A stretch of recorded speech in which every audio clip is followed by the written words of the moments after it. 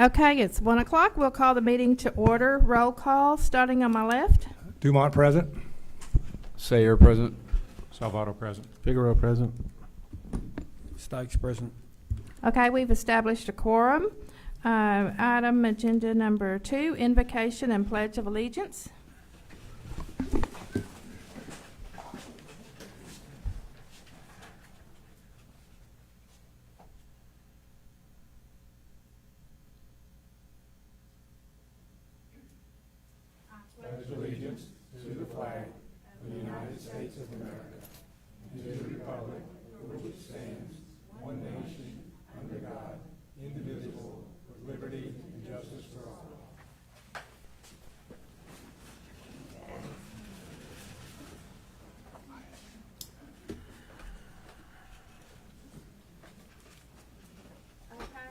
We'll declare if there's any conflicts, starting on my left. I have no conflicts. No known conflicts. No known conflicts. No conflicts. No known conflicts. Thank you, Council. Okay, agenda item number 5, Kimberly. We're going to have citizens comment. Each person is that signs up to speak can speak 3 minutes. We will take no questions from the audience or comments from the audience. If you don't mind, we really appreciate all of you coming here today and for your comments. If you will hold your applause to the last speaker, that would be great and help us move this along just a little quicker. Okay. The first one is Stacy. Okay, you can take the microphone up there if you'll hold it real close and speak into it if you don't mind.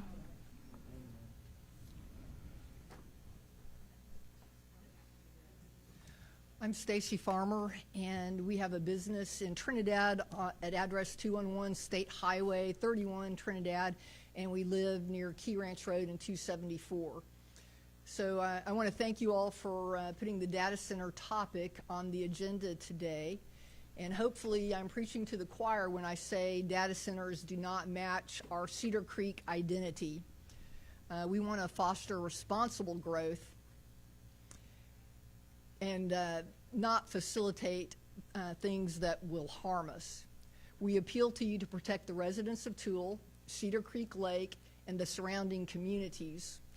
Our lakes, our longhorn, our cattle, our birds, our wildlife, our way of life. Many of us plan to retire here. A lot of our neighbors have retired here. We also value full transparency, and I directly want to ask the council, have any of you signed NDAs with a data center or third-party representatives of a data center? That's fine. So I just like that to put that on the record and then ask that that topic come up maybe on a future agenda item for you all, because I think that's a really important thing for the citizens to know, because I think it would be very hard for somebody who has done that to represent Toole well and to represent the community well. So I suggest that become a topic for you all. I think it's important that all of us have an awareness that, and I know some of you strongly believe that NDAs are inappropriate, but I don't know how all of y'all feel, so that would be something for y'all to talk about in the future. And also another thing I'm concerned about and think would be an important thing to talk about is if anybody's had anyone approach them regarding specific use permits or just data centers in general, wanting to talk about that privately. And I think that's important to have that disclosed, to have full transparency. So bottom line, data centers do not match the character of our neighborhood. The places who have had them come in have reported pollution, basically noise, light, air, and water pollution. And not to mention that our area is often in a drought. Right now we're stage level 3 drought according to MUD. And so it's not really a match for our area. So consider a resolution that the city attorney approves or zoning regulations that the city attorney approves that makes it unfeasible for them to be here. Thank you so much. Thank you. Thank you, Ms. Stacy. Number 2 is Tom Hall. He's going to speak at the time. Michael Fladmark. Michael Fladmark, 600 Winding Shore Drive, Toole, Texas. So, as you can see by the turnout today, this is an item that is really affecting a lot of people, and they want their voices to be heard in the regards that the City Council consider a resolution in deferring, delaying, trying to not have any type of data center within the city limits or within its ETJ or even nearby if possible. I can't say more than what Stacy said as far as the impacts on our neighborhoods, our community here, but there are impacts. And once it does come in, even though there are some short-term opportunities, the long-term is the impact on our future citizens here and the citizens that are here right now. So that's all I say. Please consider a resolution at the next City Council meeting. Thank you. Thank you, Mr. Fladmark.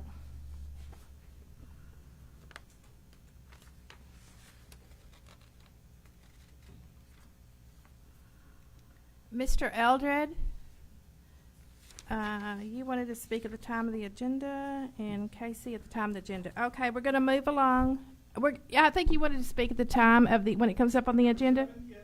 Okay, then I'll call up back on you at that time. Thank you. We're going to move along to agenda item number 6, staff comments. We'll start with Frank. Do you have anything today? Okay. Chief Walker. Alicia? We had our blood drive last week on the 11th. We had 22 donations in total.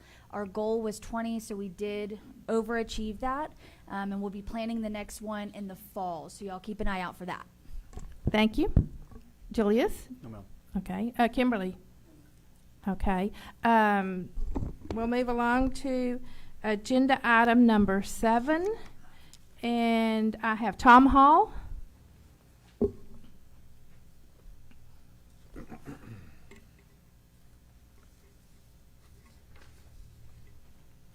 Thank you for putting this topic on your agenda today. My name is Tom Hall. I live in Arrowwood Waters Estate in Trinidad, and I realize that the proposed data center that's being discussed right now is not in the city limits of Toole. However, all of the communities surrounding Cedar Creek Lake are involved in this. They're affected by it. It's going to be detrimental to all of our communities, be it Trinidad, Toole, Seven Points, Gun Barrel City, so on and so forth. So I think as a community, a total community of Cedar Creek Lake, we need to be vigilant and we need to respond negatively to these data centers in whatever legal manner we can do so. We should be working with Henderson County. We should be working with the Tarrant Regional Water District. We should be working with MUD to make sure that this does not happen. This is not an industrial area. It is a residential area, and we need to keep it that way. Thank you very much. Thank you, Mr. Hall. Diane Carroll?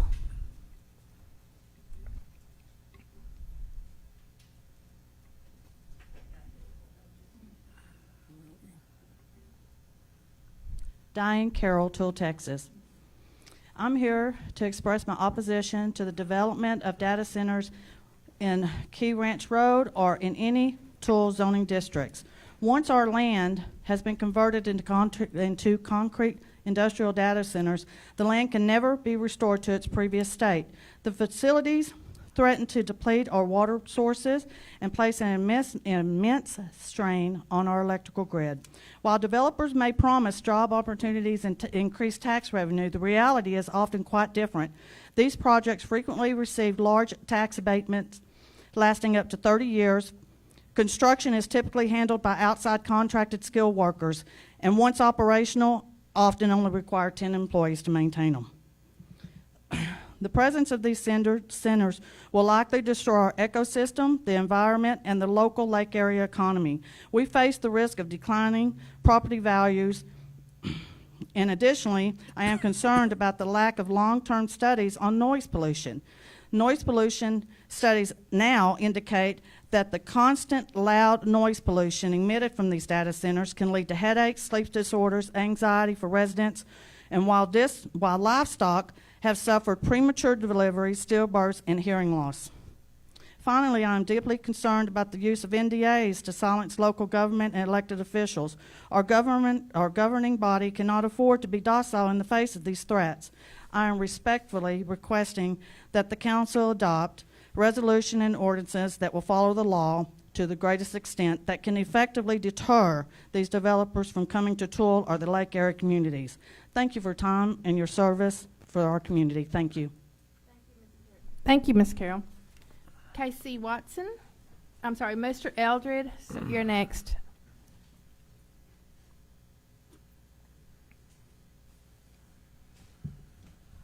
Hello, I'm Johnny Eldred. I live over on 247 Scenic Road, right across from where they're planning to build this data center.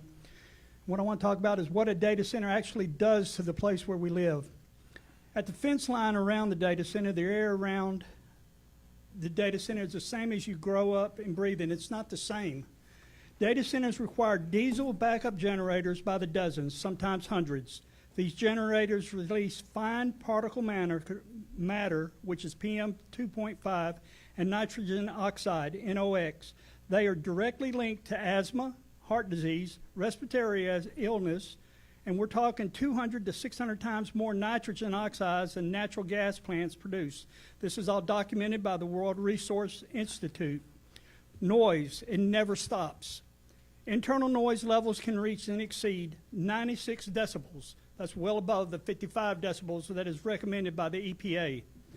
Light runs night and day. It disrupts the natural rhythm of the body, including melatonin production and sleep cycles. Sleep disruption, chronic stress, hearing loss, and these aren't hypotheticals. They are documented by communities that said yes.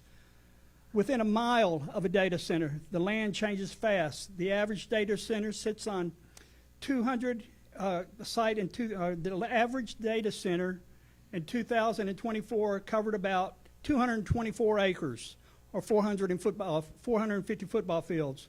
That's from the World Resource Institute. Farmland is gone. Forests are cleared. Lakes are gone. The water starts disappearing. A mid-sized data center uses roughly 300,000 gallons of water per day.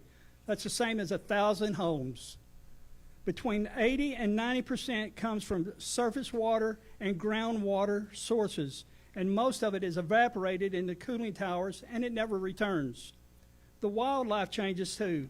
Researchers describe that data centers are sensory danger zones, places where light and noise levels exceed the threshold that cause species measurable fitness consequences. That's all from the National Wildlife Federation. And miles away and downstream, the water table doesn't stop at the property line. Heavy groundwater use can be depleted in aquifers in ways that threaten ecosystems and long-term water availability for entire surrounding regions, not just the immediate neighbors. The power plants feeding these facilities pollute far beyond the data center itself. Whatever that plant burns, your airshed absorbs. We absorb it. Folks, the research is clear and the damage is real. The questions you're asking the hard questions right now. Are you going to do it before the ground breaks? Or are you going to wait till after the ground breaks to ask these questions? Thank you for your time. Just say no. Thank you, Mr. Eldred. Okay, the last one is Casey Watson.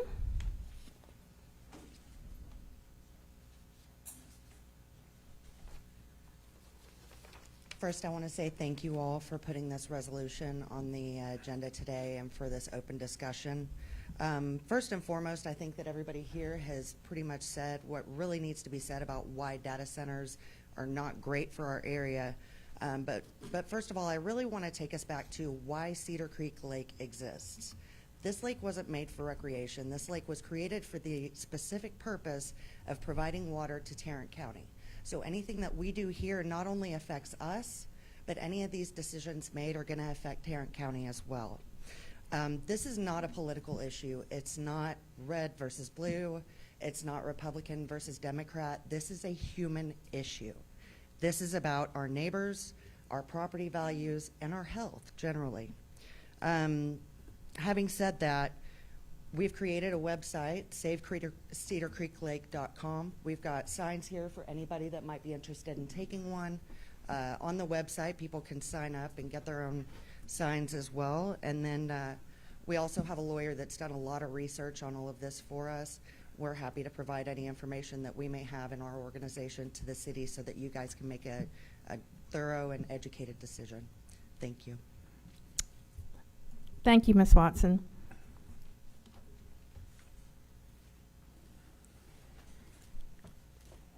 Okay. We have a speaker here today that we've invited to this meeting, Miss Rita Bevins, and we're going to turn it over to you at this time.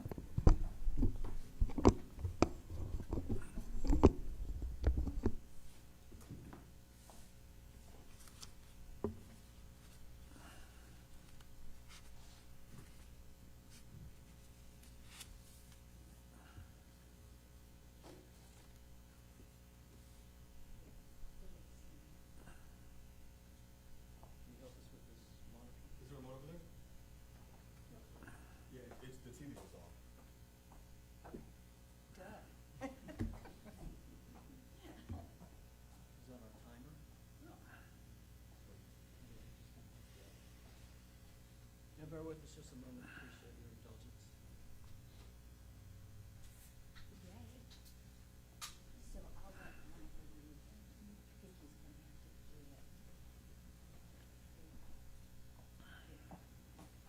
Am I in the way for you all? Could we move this lectern over here so everyone can Or over? Mike, you good? Okay, Can you see what you're? I'll just say next slide. If you can First of speak all- real close to that mic, too, so we can Okay. all hear you. Thanks. Can everybody hear me? Yep. Okay.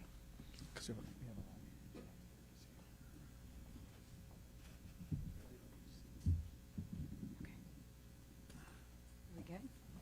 Okay. Good afternoon, everyone. My name's Rita Beving. I work with Public Citizen. I'm also on the Dallas Environmental Commission as an advisor. I'm happy to be here today regarding data centers. I've been working on data centers approximately a year, mostly around Dallas. Like, I've been practically living in Hood County, where there's 9 data centers proposed all at once, in the second smallest county in the state. I've also been to Hill County and some of the other neighboring counties. So my presentation today doesn't reflect on any specific data center. It's to give general information about these facilities. So I think what we're looking at in Texas is a real threat of uncontrolled development due to a lack of regulation. Next slide.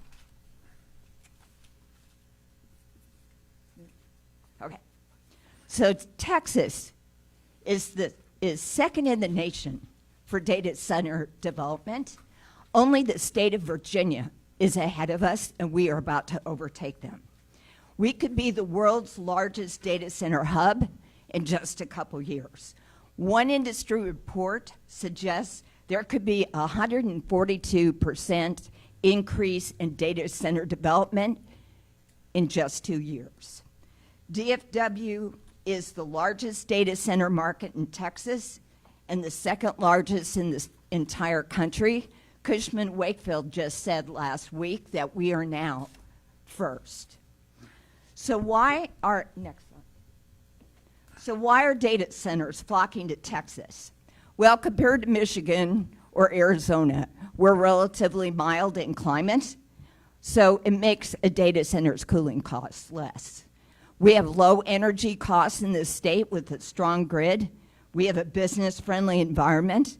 As a matter of fact, our state gives sales tax exemptions for data centers that provide as little as 20 permanent jobs with a $200 million investment. Also, many cities and counties are giving tax abatements, some for as long as 10 years, and there's other incentives. We have a favorable regulatory environment. For instance, the TCEQ denies less than 1% all permits put before them. We have a robust infrastructure with a strong power grid, and we have a very extensive fiber optics network. We are a growing tech hub. Dallas and Austin are the #1 tech hubs, with San Antonio soon to follow. And of course, we're a big state with a lot of land availability. So I look for us to overtake Virginia in no time. Next slide. So what's a data center really? A data center is a secured building with rows of servers that store, process, and distribute digital information across the internet. An AI data center has to run 24/7. A crypto miner is considered a data center, but a data center can stand down, and the state has actually paid crypto miners to stand down during peak periods of need. Next slide. So this next photo is of Lake Lavon in a period of drought in 2012.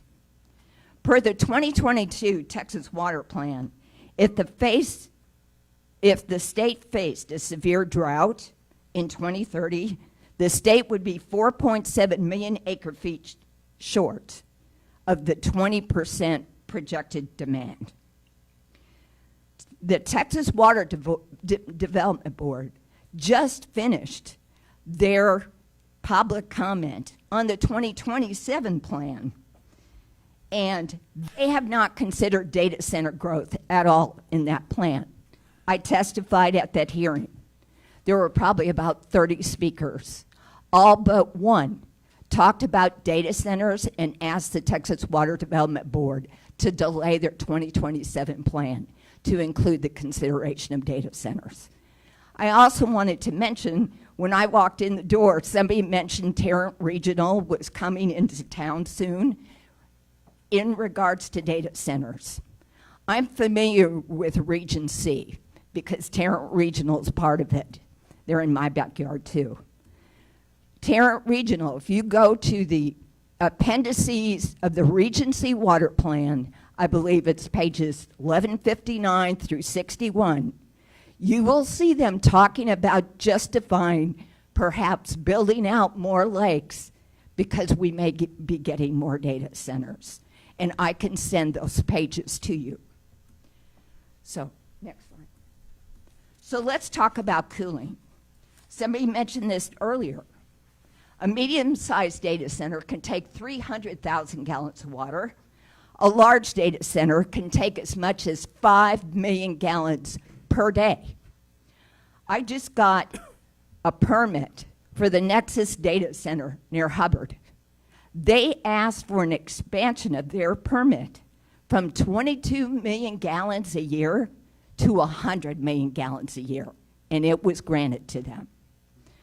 Water-based cooling relies on evaporative cooling, and it uses less electricity, while air-based cooling consumes less water and requires more power. You'll hear the term closed circuit a lot when it comes to cooling. That's a closed system. It utilizes water. It has less evaporation than an air cooling system. So let's talk about water discharge, because that may be of concern to your community. With these data centers, though they may claim they're going to recirculate this water, sooner or later they have to discharge that water. Why? Because chemicals leach from the system into the cooling water. These are some of the chemicals that may leach. Biocides, which is used to prevent the growth of bacteria, mold, and algae. Bromine may be one of those, and bromine is toxic. Corrosion inhibitors, various kinds of phosphates, heavy metals in trace quantities, including copper, zinc, and lead. Now, when I say trace elements, think of that for millions of gallons of water or hundreds of thousands of gallons of water that can build up in number. Glycols, ethylene glycol or propylene glycol. Think of that as antifreeze for the cooling system. Last, per or polyfluoroalkyl substances or forever chemicals can be found in the cooling systems, the semiconductors, and the suppression systems. Next slide. Now, let's talk about what's often happening with data centers. Some of these data centers are located on one side of the county line with a natural gas plant on the other side of the county line. That's what's happening in Ellis County for a proposed data center that has 2 natural gas plants co-located with it. On this photograph, you'll see these stacks. Those are peaker plants. And those peaker plants, if you'd like, I have a great PBS film that shows the thermal conductivity and the emissions coming out of these peakers. So a lot of these data centers, like in Hood County, I have 8 out of 9 data centers that are going to bring their own power with natural gas peaker plants. Right now, Chevron, Exxon, Diamondback Energy are now building gas plants for commercial use to power data centers. Next. In April, at a state affairs hearing, which I was at, an ERCOT staffer said they normally have 40 to 50 requests for large loads to connect to the grid for transmission. Last quarter alone, they had 190 requests. More than 70% of those requests were for data centers. 10% were for crypto miners. Just in the last few days, a news article came out from the Texas Tribune saying ERCOT is 225 permits behind right now on connecting loads to the grid. Here's an amazing fact. If Texas were its own country, we are now only second to China in natural gas development. That figure came from the Global Energy Monitor. I'd be happy to send you the study. That is really mind-boggling. And peak demand could jump 70% by 2031 if data center development continues on the trajectory it's on. Next slide. So some of your citizens have picked up on this and mentioned this today. So let's talk about the environmental risks. We've already talked about huge amounts of water used for these data centers, the water discharge, the possible strain on the grid. I'm going to get into air pollution and the increase in greenhouse gases. Noise pollution, light pollution, health risks. I'm going to talk about that in a second. Let's talk about the loss of valuable ag land. GW Ranch, which is now the largest data center project in the country, out in West Texas at Pecos, is roughly 7,000 acres. Fermi America's Matador project in Amarillo is over 5,000 acres. In Hood County, where I've been working predominantly, 9 data centers, over 9,000 acres. Think about that if we multiplied that by 254 counties. Also, someone mentioned livestock. Livestock will not reproduce if they are stressed. I already have folks living outside the crypto mine of Toller who have deaf animals from the noise. Next, let's talk about consumer risks. We're looking at our electricity rates jumping as much as 30% in the next 5 years. It's already started.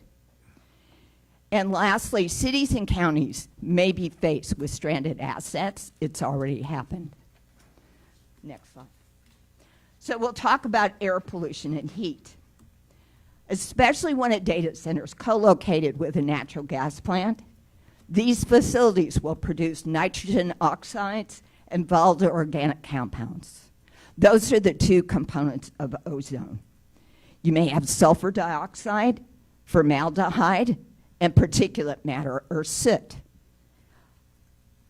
Particulates are as big as 1/1000th of a hair. Already, DFW is regularly in non-attainment for PM 2.5. I used to be on the Clean Air Steering Committee years ago in the year 2000 with Mayor Burrows, Mayor Cluck, and other local officials. Next, we have on-site diesel generators used for backup. If turned on, those are going to add to your pollution and your noise problem. The data center out in El Paso has hundreds of backup generators. Some of the ones near DFW, 60 diesel generators. Research has shown that sustained exposure to these emissions increase the rates of asthma, cardiovascular disease, respiratory disease, and premature death. Next slide. So let's talk about noise.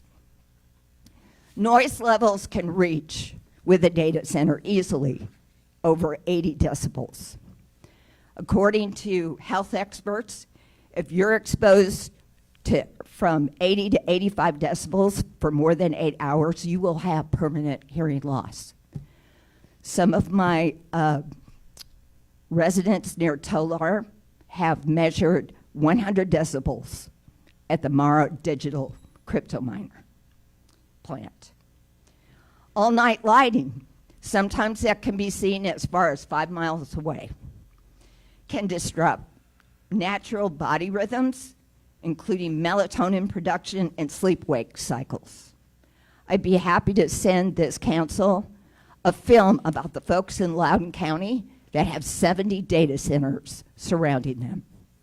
Some of the folks in that community have replaced their windows because they can feel the vibration physically on the windows. Some have moved their families into the basement because of the difficulty sleeping.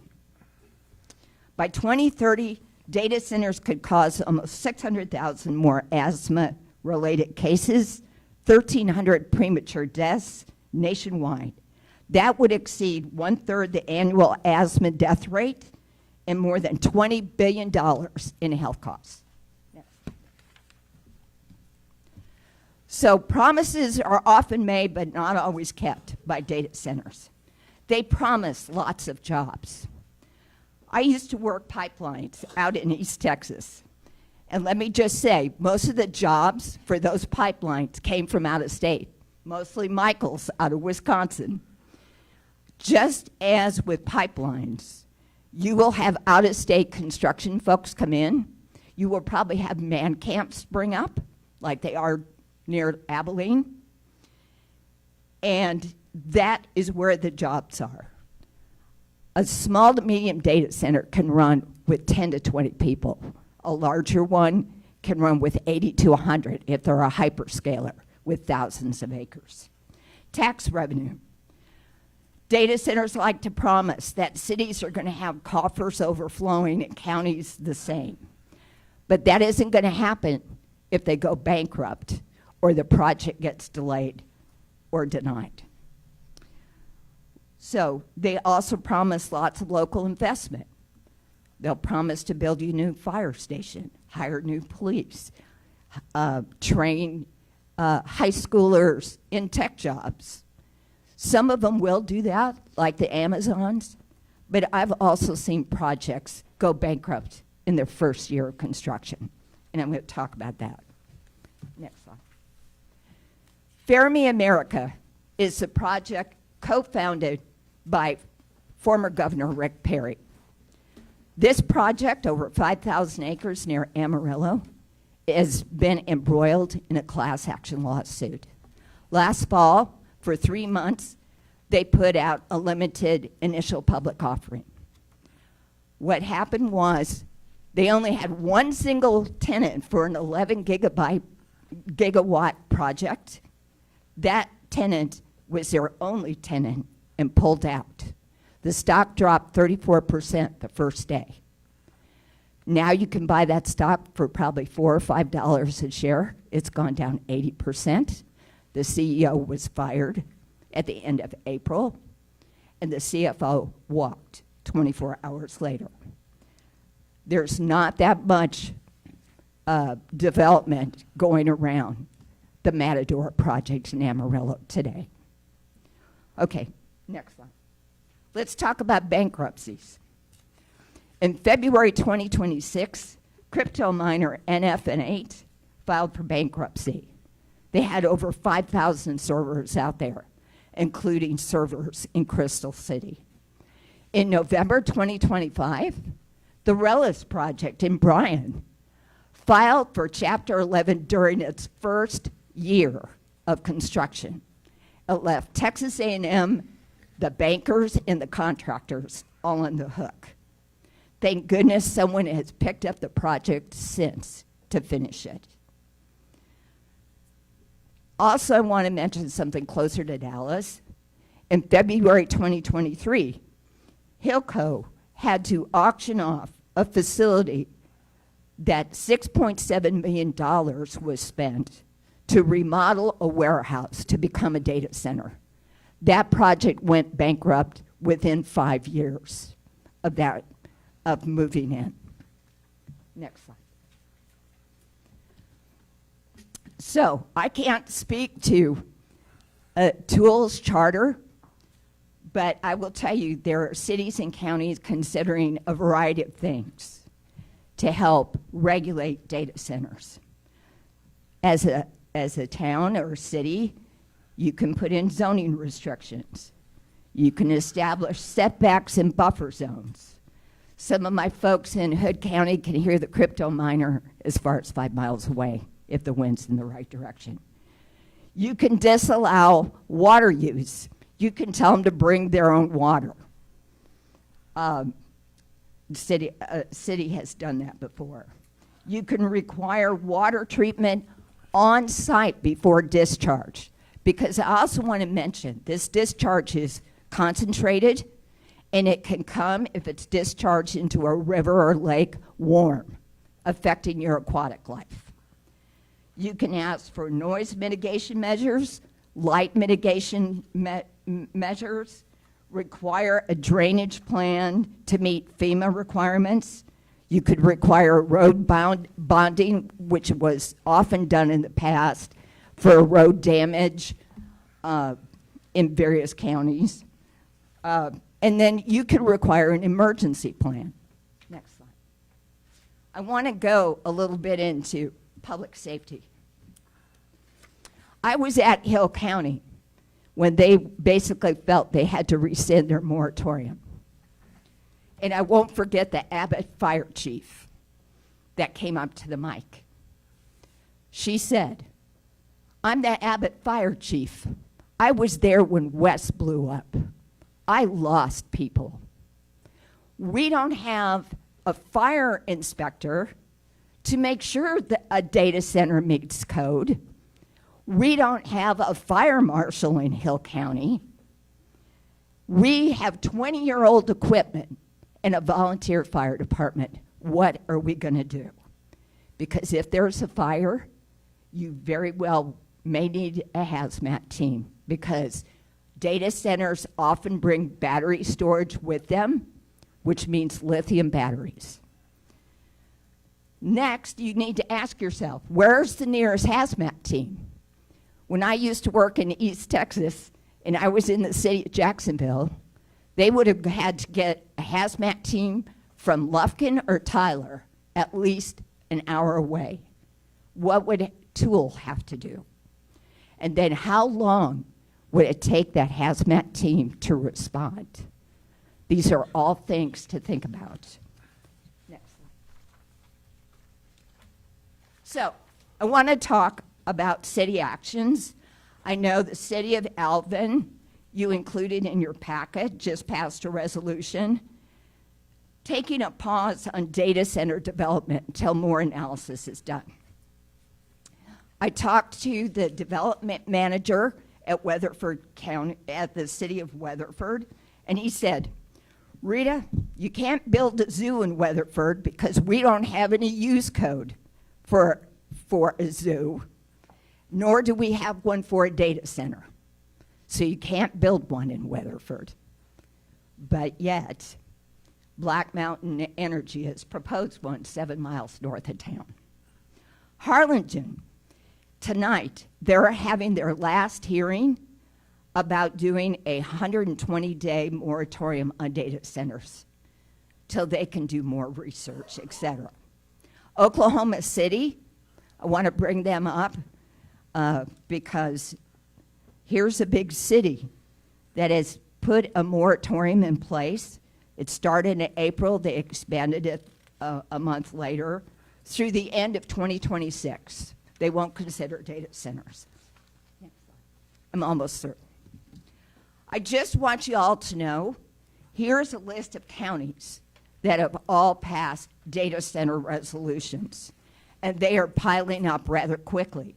Most of these started in late February. I also want to mention that the Republican Executive Committee and the Republican Party has adopted in their platform resolutions regarding data center regulation.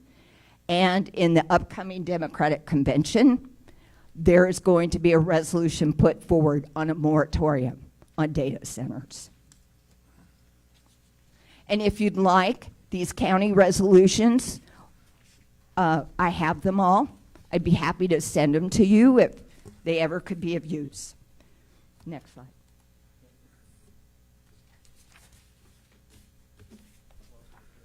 It's okay.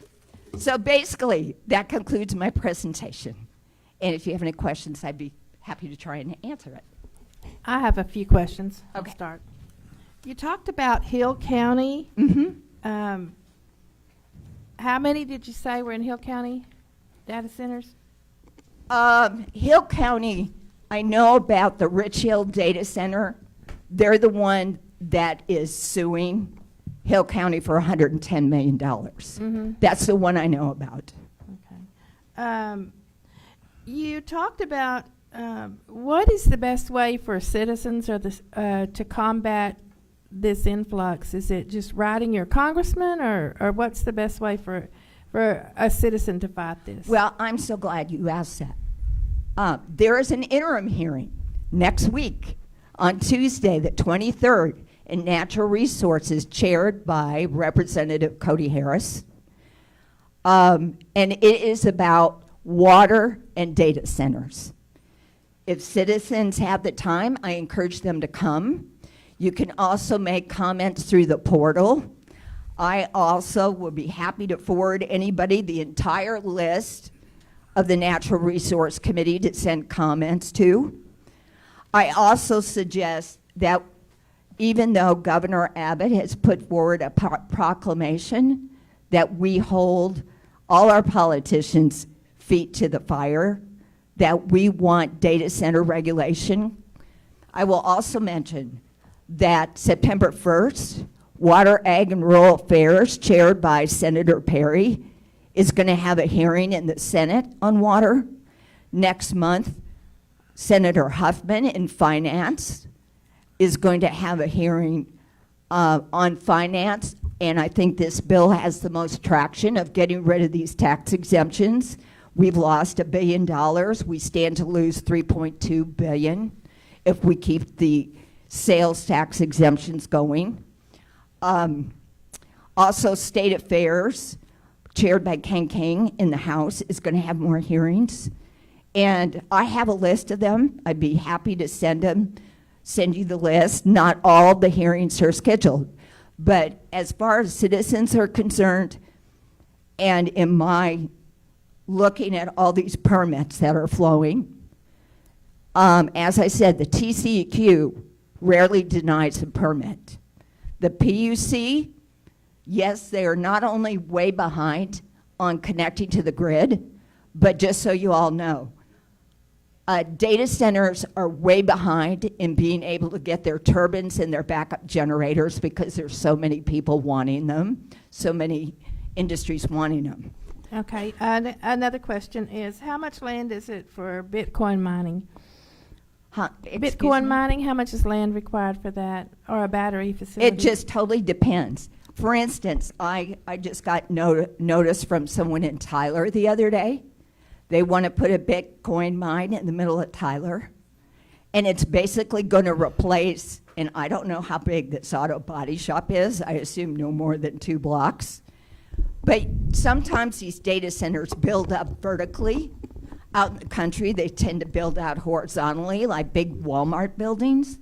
Okay. So they can take a small amount of space, but I would also say caution to everyone in this. If a data center purchases land, a lot of times it's speculators with contingent land buys, and there's a lot of land around it. Beware, because some of these data centers will make a small footprint and have every intention of expanding more and more and more, like the Nexus data center in Hubbard. Okay, thank you. Is there any other questions from the council? Anybody else have any questions? Thank you, Ms. Bevan. I appreciate you Well, coming so much. Thank you for your Okay. time, and I may send you all some extra information just for background. Thank you. Thank you very much for your presentation. Is there any other discussion on the council?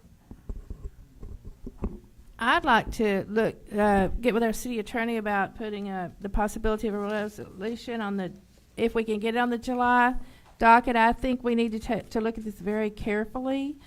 Very carefully when we're drafting a resolution. So I don't know if July is workable, because we have to have it on the agenda by July 1st, and I don't know if our city attorney can have that done in time, but I think we could by August, and so I intend to put a resolution on the agenda for consideration by the council.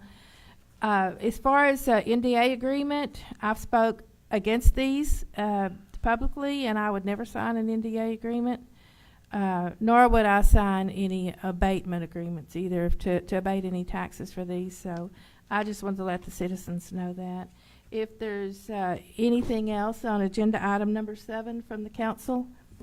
I mean, I've heard a lot. I mean, I've gotten more phone calls on this issue than most lately. I guess everybody's concerned about the impact. You know, while I always remain pro-business, I'm mostly, against anything that would not protect water, protect taxpayers, sweetheart deals, any kind of tax abatements in these situations, because the only way these data centers work out is if they were to produce, pretty much cover the entire tax burden of the area, which they give them deals usually, so they don't. I think for the Cedar Creek Lake area, we just have to put the city can put special use permits in place for this on land, and that would probably protect us from, basically it's not allowed unless you have a special use permit, and then the current council can take that up. Or just, zoning to where they just can't be in the city at all. The county areas are the problems that we can't protect ourselves against.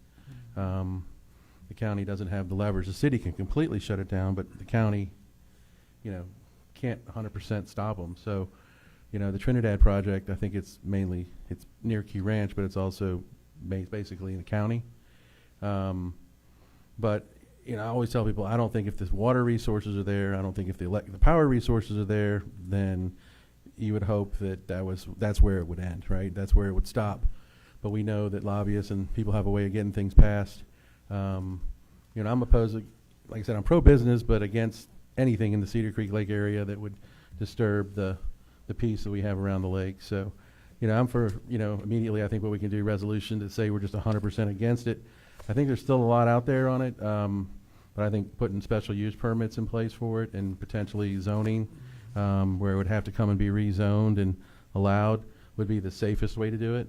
But any future council can come in and undo that too. So it's just, I think as it develops, I think AI is going to just like technology moves at the speed of sound. I think that AI is going to move even faster. So, you wouldn't want to be in the cassette tape business today, the CD business, or Blockbuster. I think AI is going to just move so fast that these data centers seem like a great idea right now, but they're going to find a better way to do it, whether in space or somewhere else, probably before they can even finish building these things. I think there's a lot of fear, rightfully so, about water and energy. I would say that don't lose sleep over it just yet. I think keep fighting and keep your voice strong. But, you know, I don't think it's anything we're going to see in the next 12 months or 24 months just because the water hasn't been figured out, even close to being figured out. And I don't think the power is figured out in this area right now. But like I said, I'm always open to hear ideas, but the best thing the city can do as a city, I don't know, Tula, we have one power grid in town. I don't even know if that's sufficient to even put a data center in, but I'd say we just protect ourselves right now by requiring a special use permit, and that would have to, that way we could say no. I think, you know, a resolution that just says no is probably a little aggressive. I think special permit would probably, use permit would probably be the best way, or just flat out zoning where they'd have to come out and totally be rezoned to even have this concept in the city of Tool. And I respectfully disagree with a special use permit in that I think that opens the door to say, you could say yes, you could say no. I think a resolution is what I would bring before the council. Yes, I think Mike DeMont had something I want to say. Did you have something? Okay. I do, Vera. I would Is- like to see the city somehow get more involved with the county and getting the information out to the citizens on how they could get in contact with their Henderson County representatives to try and stop anything going on. I agree. I just want to thank, I know there's Ashley Cook and Casey Watson and some other people around town that are really that are spearheading this. And I know y'all put a lot of work in there, and I just wanted you to know that it's not gone unnoticed and that we appreciate all the efforts that y'all are putting forth. Okay, if there's nothing else, we'll move on to the next agenda item.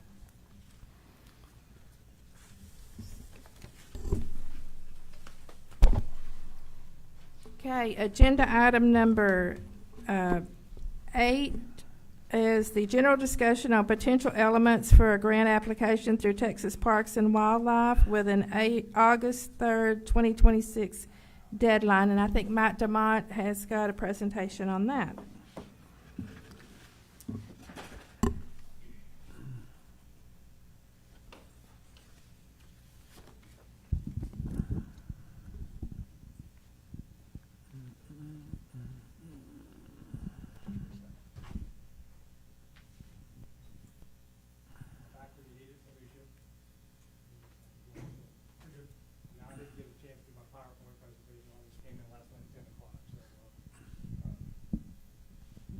Can you hear me?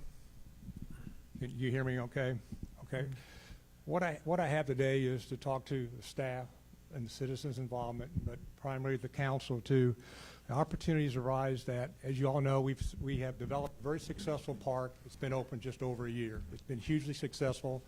And now a grant has arisen that we have an opportunity for us to do possibly some phase 2 items. And those 2 items that we want to talk about, that Vera and I, Julie just talked a little bit about it, and Michael Fladmark and I have gotten involved on the, we call the phase 2 planning is, there's 2 things that we really need. Shades over the playground for UV protection for the kiddos, which is very important because it's hot out there. And also we need additional parking when we have events for overflow parking, because we have, whether it be a concert or something that we have, that there's a need for that. And I have put this together. These are copies, each of the council. This is what's on the board here, but you can see it. It is the diagram that was originally some of the original work from the original engineering that if we ever did phase 2, what we could do with the additional, because you all know, and those of you who have not been around, you know, we got the 10 acres, and we basically in phase 1 developed approximately 7 acres of the 10, almost 6, we turned 7 acres of dirt over. And what's left, this is our beautiful park here now, and this is what we're potentially talking about here for the parking lot. This is the playground, which is very simple. You know, I've gone out and got bids and estimates for us to what it would cost us to do if we get the bid, or I should say the grant from Texas Parks and Wildlife, a 50-50 grant, what it potentially could cost us in adding shades to the playground. And there's three things actually. Basically, if we go after this new grant for shades and additional parking and lighting for the in Phase 2 for the council. The shades are approximately $150,000. The parking lot, we got a bid about $334,000. There's lights about $30,000. In the engineering, just to do some engineering for it, is $30,000. So that's approximately $544,000 in total money for construction. And if we filed for this grant and we get it, it's like $272,000 we'd be coming back to ask the council to approve out of our capital improvement fund. Now, do we need to do everything? We do all of it? That remains to be seen. But I just wanted to make you all aware of this is something that we can do. We have to put a resolution together, and we do that next meeting with Texas Parks and Wildlife and says, hey, TOOL wants to move forward with this grant. We want to apply for these elements. And so I just want to give you guys some idea of what would be involved from money to match the grant. Now, the grant has to be finished by August 3rd. They review it. It's not let out until January of 27. So this would be this would be a 27 project for us to get shades, get additional parking, or you all might just say, you know what, just file the grant for shades only. Don't worry about the parking lot. There's different ways for us, because again, we have to allocate our capital to do these projects. I think the shades are absolutely critical. Additional parking is needed, but certainly this time around right now, shades are the most important critical thing that we have. So that's the first thing this is a new grant, and we're just starting to do it. I was on the phone with them this morning after Vera and I had our meeting again today to get questions. So we're in the process right now of answering the grant, putting it all together, and to go for it if the council feels that's the best way for us to do. So that's the first thing I want to talk about. And these are just some examples. I got quotes from a few vendors, just the shades that we're trying to do, and I have another one coming in. So we're, again, working on, I know this is small, y'all can't always see that, but most of you all sitting here are familiar. This is our playground. This is the blue area, and we really need to shade it. And since I've got some initial quotes from some of our vendors, we determined that these shades around the perimeter don't cover the playground. We need something that covers the playground equipment. That's what's really key to it. And I've got another bid coming in, which I'll share with the council as soon as I get that, from Red River. I met with him yesterday, and he had a good suggestion to do it. So I just want everybody to know we're working on this. The council needs to know about it. And this is something that, I think it's needed, but I'm just one person. I can't say, okay, use X number of dollars of our capital improvement fund to cover this, because when we apply for the bid, once we get all of our bids and quotes together, we have to set money aside that says we are able to fund this either out of our capital improvement fund or a bond or whatever. We have money set aside for that. So that's the first thing I want to talk about. The second thing, which I think you guys all know, if you remember this or not, we finished the park, and then we also, after that, originally, we did not have the money to finish all of the figure 8. So we asked for a Trails grant, and that Trails grant was to help us finish the 8 and also potentially do a nature trail over here behind the retention pond. Texas Parks and Wildlife turned it down. Okay. Well, lo and behold, I forgot, Vera or Michael, when it was, a year later, they said, you know what, we found some money. We're going to award you that grant. And it was for $298,000 totally when we looked at this. And the great thing about it was this new grant's 50-50. This Trails grant is 80-20. So if we spent $298,000 the total thing, they spend $238 from Texas Park and Wildlife. It only costs TOOL $60,000. Huge, big deal for the city. Now, also too, with the efforts for the park and during fundraising, we were able to get money to finish the park, as you know. So now we're going to go back and talk to Texas Parks and Wildlife for this trail. If you look at, again, the original design is, we have a trail, we're looking at doing a bike trail using some of this funds to put this bike trail around these other 4 acres we have back here that's undeveloped for the kids to have a bicycle trail. And the great thing, we got a bid on that. to put that concrete trail in is like $58,000, and since it's 80-20 grant, it's only gonna cost us $12,000. So this is a great, so this is a second piece that I need to bring to the council's attention that we've been working on that, and the great thing about this is we don't have to do anything to this until 29. It's a typical deal. You get a grant from Texas Parks and Wildlife. You have a 3 or 4 year timeline, because that's what happened here. We got this grant to finish our park in 2019, 2020. We had to have it finished by April of 25, which we did. So we had time to get through COVID and all that, and we finished our park. So we have time to work on the Trails grant, but that's why I wanted, the important piece is to talk to the council about the new grant, getting shades and additional parking that's needed for potentially what I call phase 2. So I just wanted to have that discussion. So Can the trail grant be used in phases? Excuse me? So can we do the $58,000 and 12 on that bike path and then still continue to, up until 28, spend the money? Yes, you could make a decision to do that bike path right now. Right. Yes, sir. And the trail is here, and then if there's something else that would be applicable. Now, the only thing that was very clearly about this Trails grant is you can't use it for lighting and you can't use it for a parking lot. So the question would be, what other kind of trails would we need to put over here that would qualify under the grant, Greg? So that's a good question. So they came back to us and said, hey, it's a Trails grant. That's what it has to be used for. So if we decided that for whatever, that over here, we ended up being kind of a swampy area here behind the retention pond. I mean, if we thought that made sense to put a nature trail back there, that could be done. Does it have to be on that property? It has to be in the park. It Yes, can't sir. be Has from to like be a in the neighborhood to come into the park, to get to the park? It has to be in the park, has to be, I had that question with Jade Morgan, our contact this morning. It has to be on the proper, on the park property. Okay. Yes, sir.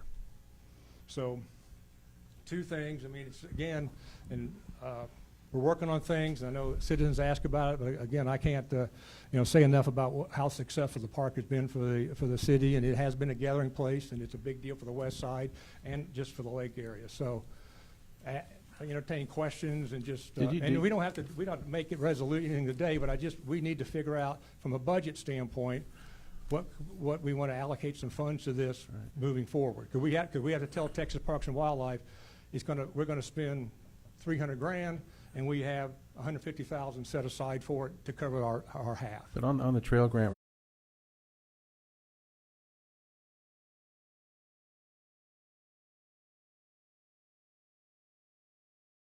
if that could be an amendment or not, or flat out no. We'd have to ask. Right. Okay, so we can still ask. Because we're already flipping it from here to here.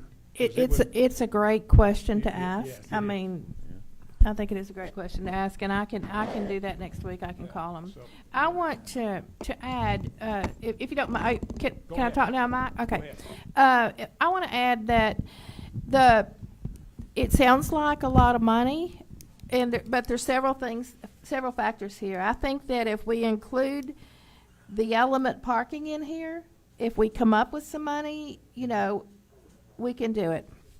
If we add the element lighting in there, and I think we can probably get some assistance on that, then we'll have some lighting. And we already have the shade, so we have those three things going on in this grant.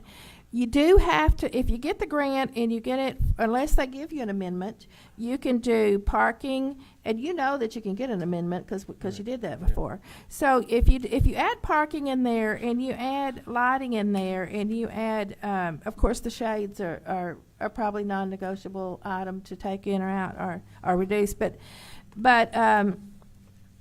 and you get the grant for $250,000. If you don't have the money, you can do some limited amount of parking back there to satisfy the element, and the same thing with lights. So in other words, you don't have to put $300,000 worth of parking back there. You could do $50,000 worth of parking. Right. Do you see what I'm saying? So it makes sense to ask for it And hopefully that we can do that, but if we can't, we can get something back there, and we don't have to go through that entire grant process again to Is go it an back. all-in-one grant, or is Yeah, it? Yes. it'd be an Yes. all-in-one So grant. you can't do each one individually? No, to see- sir. And- There's and a that- and that's why originally, I'll be very honest with everyone, my first thought was the most critical need is the shades. Take the grant, we got to get it done in 45 days, write the grant for the shades, okay? And that was one thing. But then, we had some discussions about it, we were talking about it, since we have to go through all this, and it's an all or nothing thing. They can't cherry pick. Let's just say, for example, we do parking, shades, lighting, whatever, and they'll award the grant. It's all based on points, how you get a grant from Texas Parks and Wildlife. And they may say, Tool, it doesn't matter, great, you really need shades, but you asked for the parking lot, and you didn't meet the criteria, whatever, you don't get the grant. We would lose $75,000, so to speak, because we didn't get our But- share but of the. Mike, you were saying it's 3 years, so we could phase it in over 3 years? Right, that's the thing, you have time, you give a timeline. They award a grant to you, and they give you time to do construction. You have 4 years from the day of the award of the grant to complete the project. So we could say, this year we're gonna do the shades, the next year we're gonna do the parking, or some parking, and then the next year we're gonna do some lighting. And so, yes, you could do that over a 3 or 4 year the- and the period. the Would we actual have to number- come up with the money all at once, or the money would be phased in over? Okay, no, here, when you get a grant, and, I'll answer your first question. We got the Trails Grant on 10/22/25, and we have until 6/30/29 to confirm what Vera's saying, to do the Trails Grant, to spend that money or half of it or whatever. Now, when it comes to a grant, to answer your question, you have to upfront the money. So we hire a contractor, he's gonna build the shades, it's $150,000. It's all been approved, we got the grant, they come and build it, we upfront that money, we submit the invoices or whatever, we get our 50% back, minus a 5% retention, until they come out and do a site survey to confirm that, yes, Tool, you put shades over the park. Now, you may have said that you want to put blue shades over the park, and you're covering all the elements, but you ended up doing a red shade, and say you missed 2 benches or whatever, or you ended up having a smaller shade. That's okay, they're just looking for, did you put the element up there that you said you're going to do? The prime example is like, for example, we did the trees. Just because we're going to put 20 trees out there, we ended up putting 15, they were okay with that. Right. They want to see the elements that you are requested, and that's how that works, Robert. And that's very legitimate question, because you weren't around all this, when this all happened back in 2021. And you can shift some money from shades to lighting, from lighting to parking, or you could do less parking, and what you can afford. Because when I worked pretty closely with the Texas Parks and Wildlife Department when we built the park, and they were very lenient about, as long as I go out there and I see shades, then you're good. If I go out and see lighting, you're good. Would you know how many parking spaces are we talking about if we got everything This we is about wanted? 80 additional parking Yeah, spots, on which the- is, on the we plan was really 80. need, it's very well, it's needed back there. And that's what the bid came in for. We used that number, Robert, to say, to get to the $334,000 number. We needed something. I couldn't come to talk to you all, and then the citizens absolutely would just crucify me and say, Mike, you're talking about, you want to do a parking lot, well, what's it going to cost us? And so now we have some numbers now to deal with, because again, we have to back that up. We can't say, yes, Texas Parks and Wildlife, give us the grant, we got the money. They're going to say, it's show me the money, trust and verify. And that's what they will do. I have a question. You bet. Does the grant include possibly a sports complex, whether it be baseball or soccer, that we could put in the fields for? That's a legitimate question. And I will say what I've said before, we can't do everything, but we can do anything. And the big thing that Texas Parks and Wildlife, and let's just say the council will take as an example of this, is they want to see activities. Activities, the kids on the playground, they're loving the pickleball court, they're walking the dogs. That is a huge benefit for us, and we'll make that known when we file for this grant. So just say, for example, we don't want a parking lot. Shades, we want a sports field. Let's say we're going to put a sports field in Ball Diamond, whatever. We could apply, that would be applicable on this grant, and we could write for that. But again, it's determined, we had to be able to back up, let's just say the sports field.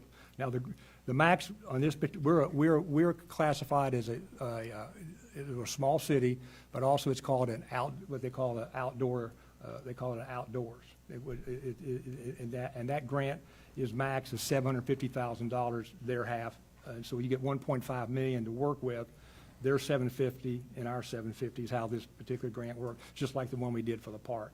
But yes, sir, that's why we're talking about today, just as a discussion, is you want to go for it. What elements would you like to see? Just say, for example, you want to put we want to put a swimming pool in. If that's what you all want to do, then we could pad the money, and that's what the citizens wanted, the community, or feedback, whatever. If that's what was most important, then we could apply that for the grant. But y'all are proposing the parking lot right now where the sports field was going to be? Actually, it's not, the sports field, it's not there, no, sir. If you look at the drawing there, Greg, it's you know where where the maintenance barn is now, and you drive through Oak Circle and Mrs. B's old house and all that's there. That's probably where most of the parking lot would be, because it's part of that property. Tear the old house down and all that stuff, and it would encroach a little bit into the area there where that you see that trail would be. But a lot of the parking lot is that piece of property that we acquired back in the day. Got it. Okay, I see. Yeah. But it would encroach a little bit tie into it, but mostly between Oak Circle and, I don't know how many feet you think, Frank, into the parking lot. So y'all think the likelihood of getting the grant, the more we put in it, the better, or the least we put in it, the better? That's a good question. Based on the point score, you know what I'm saying?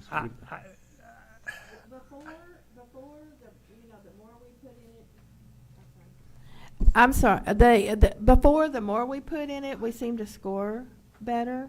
And there's a couple things more we need to do, is we get some community surveys, a couple things like that we'll be working on. And those things count as points too. Okay. Another thing too, if we have some in-kind donations too, those count against the money that we can do. If we end up doing any work out there ourselves, or even the committee hours that we put in. I know we submitted quite a bit just for GC and the project the last time, and got, they matched that too. 50% on what we estimated that to be. So there's a lot of work. My first thought was this time around, just do the shades. That was my initial thought, because that was the most important thing. But there's a lot of work involved in putting the grant together, that if we just add another element to it, and it's there. And I think add the elements to it. If it's only 262, half of it is 200-something thousand. Yeah. If we have 4 years to build it, we can easily do one a year, or do the shades 6 months, wait 6 months, and we're going to have 200,000 rolling in the CIP plus the money we already have. Correct. We can afford to do all of it if we decide that at once, or we can do it in phases of over 24 months or over 36 months, and it shouldn't hurt our cash flow too bad to do it. So I'd say we have it, so we have the money to do it if we wanted now, if we made that decision.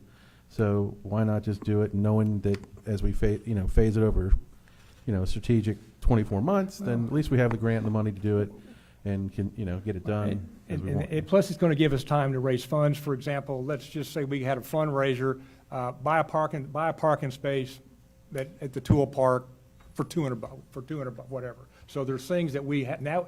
To your point, it gives us time to do the work, but also potentially raise funds, maybe get some in-kind donations, whatever. We had people that donated things to the park first time around. So it's a great opportunity, I think, for us to try to get this, because those are the two things that's most needed. And I think, quite frankly, we get those two, and we're done for a while. And the park keeps growing as it is. So I guess. Go ahead. No, I guess the general discussion is, consensus is we just go ahead and do those three elements and submit the application, and then we'll fund it as. Because we got time. Yeah. I think it's smarter to go for it and get them all approved, and that way you have 4 years to get it all done. Right, and that's why I said on the Trails Grant thing, we already have that in our back pocket. That won't impact anything. We deal with that. We deal with that, because my thought is, we got this grant. You could shades, parking lot, and then you tie the trails into it, so it all comes together. So anyway, all right. Thank Okay, you, council. Is there You know. any other discussion? The only thing I'd like to say on this is I think that the Hold on, trail, Julius has got No, something. no, you finish. Okay. no, around the trail, around the idea for 58, if that's what it would be, I think it would be a good idea to do that. We have $12,000 for that.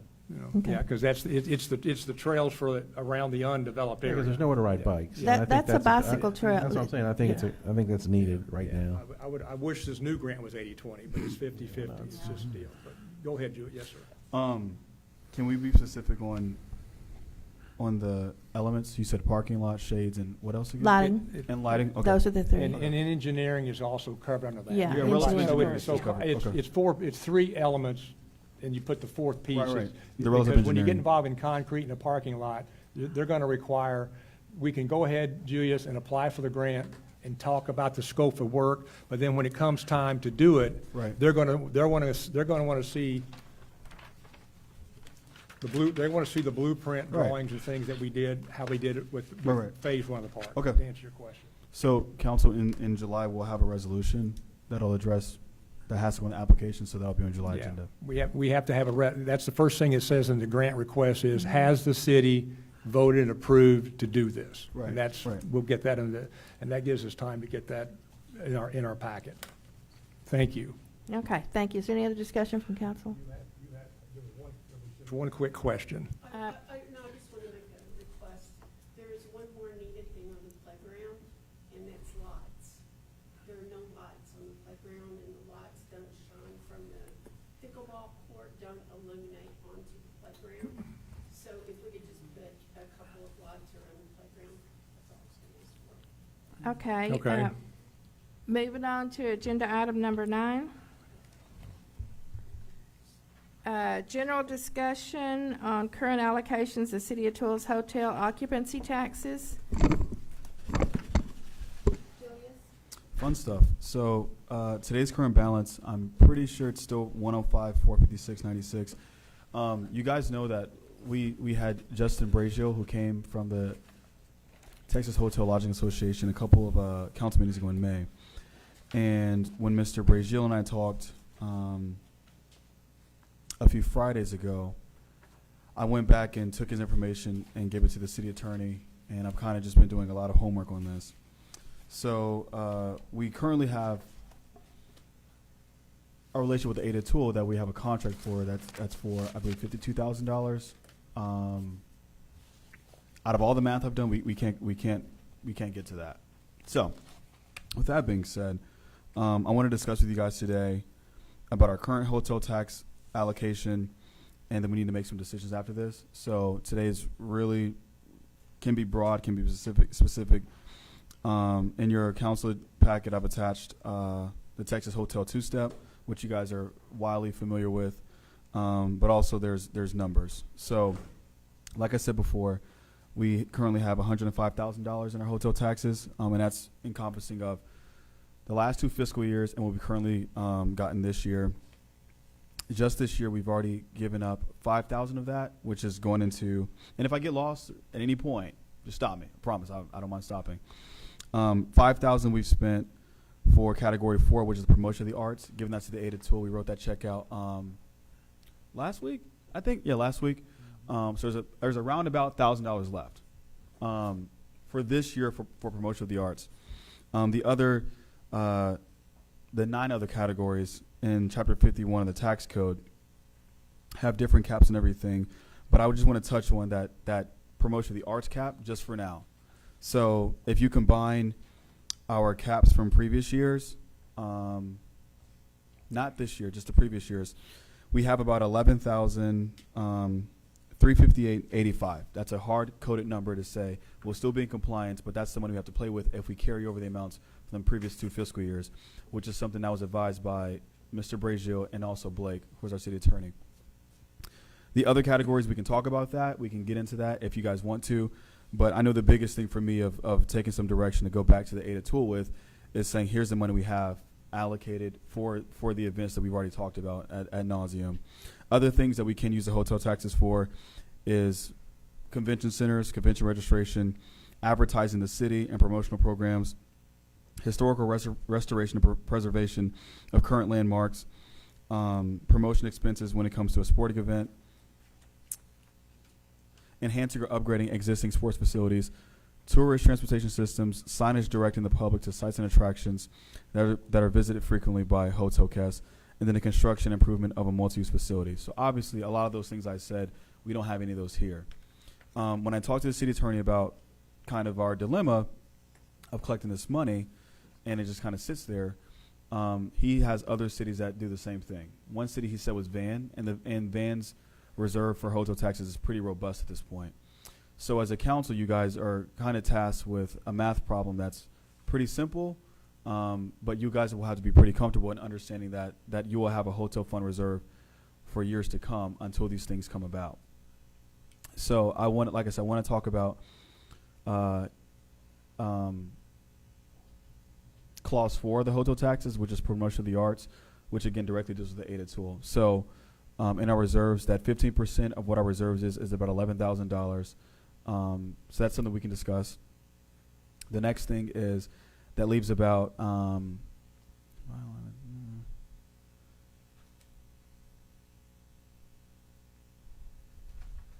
I'm doing math in my head. About 89,000 left to fit in all those other 9 categories. But like I said, we don't qualify for like 7 of them. That's kind of where I'm at. So obviously I need some direction from you guys to say, what do you guys want to do with this money? If anything, just take more research, have more questions. That's fine. That's kind of, let's think tank it together to move it forward. That's it. I threw a lot at you. I'm sorry. Let me ask you a question. Yes, on ma'am. Agenda item number 6.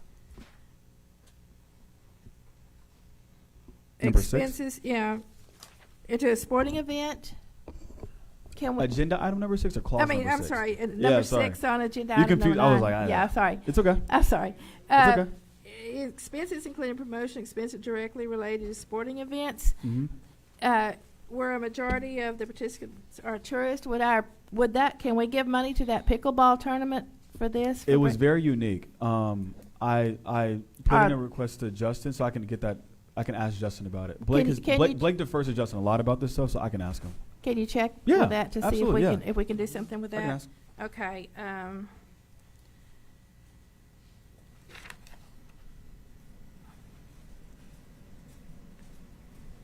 A lot of this seems to be designed for bigger cities. I mean, You when you read that tax code, it talks about Lake Ray Hubbard. It talks about population between 250 320. Like we just don't fall into many of these categories. AT&T Stadium. I mean, Arlington, you're right. So like Yeah. we just don't fit in a lot of these Yeah, categories. the really key, when we started this, getting back to this, it was the big winner is a convention center, or you have, like you say, the sports complex, or you have lots of hotels, Yeah. which we have none. Right. That's now, but what we are generating, a lot of Airbnbs are generating a fund for us Right. to use for those 9 categories. Right. And that's where they hold our feet to the fire. Right, And right. I didn't learn until he brought it out, and you brought it out the last meeting, that there's a percentage they cap it. There was never any, of all the discussions I had with them previously, there was never, the word cap never came up until we got, Right. into this. And the funny thing for is, about the 5th time. that's in the the two-step. 351.103, so Right. it's Yeah. almost right underneath all these other categories. So, and it only deals with, like I said, there's 2 caps, one minimum. The one minimum is advertising. We have to spend 1/7 every year. So that's obviously, I'll allocate that, and then I'll say, hey guys, let's spend 1/7 on this idea that I may come up with, or whatever ideas you guys may come up with for advertising the city. But the caps didn't we again- say the electric sign I thought he said we could use that for the electric sign. The that marquee promotes sign is city. one- The is one of marquee those sign things. is advertising the city. Right. So the in marquee events. sign can fill into one of these things, or even signage directing tourists, which is clause number 9. How about a marquee sign at the park? Could we do that? I could swing that, probably. Let's get the first one fixed first. I know that's your question. Yeah. So I'll ask. Signage is obviously listed in here pretty specifically, so I can ask about that signage, but it's a yes because I told Okay. about it before. I mean, we have $100,000 Yeah, in there that we yeah. got to spend somewhere. Yeah, absolutely. Or quit taxing them, so one of the two. Okay. Is there any other discussion on the hotel tax? I really need to know if you got, because again, I'm scheduling a workshop with the ADA tool. I really need to know if you guys are fully understanding that we don't have the amount for that contract today. We don't have it. We just flat out don't have it. So the only amounts we have in accordance with state law is about $11,000. So that'll be coming up probably in July or August, depending on if I get these questions answered, when I talk to them, et cetera. You talking general fund money or hot tax money? Hot tax money. Okay, so Hot tax there. money. Okay, so let's spend. I'm trying to get that all squared away. Yeah, So just let them spend it, and they have 11,000 to use right now. No. No. No. 11,000 is still with the city. Right. That's what I'm saying. Okay. But that's all we have left to give towards that contract. We still have that's Okay. until September. Okay. So we've contracted, I think it's 50 or 52. I can't remember. But anyways, It- we have a contract it's that's way 40 above that. 40 and 12, I think. So Yeah. 52. We have a total of 52, but of the 52, it's 40 of hotel taxes. We don't have that. So that's what I'm saying. Like, just know that this is coming up probably next month or in August, depending on getting all the ducks in a row. So they want to reallocate money out of the hot tax fund. Say it one more time. They want some more money out of the hot tax That's the fund. only way the city would be able to do that. Right. So, go ahead, Mr. Gregg. No, I was going to say, I mean, let it accrue, obviously, but, No money or no decisions will be made today. no, I know, but I mean, Okay, as far okay. as this workshop is concerned on some ideas for the hot tax, you know, I'll be getting a group together to talk about a tourism commission real soon here as far as our first meeting, not just for Tool, but for the lake area. And I think what the lake area could build and probably get the hot tax from collectively from a lot of cities. I mean, maybe we can push for it to be in Tool, but I think it's a convention center that would benefit the lake area, because if you had 1,000-person convention center or 500-person convention center in the area, obviously it benefits the entire heads and beds for the entire area. There's not enough Airbnbs or hotels in any one particular city.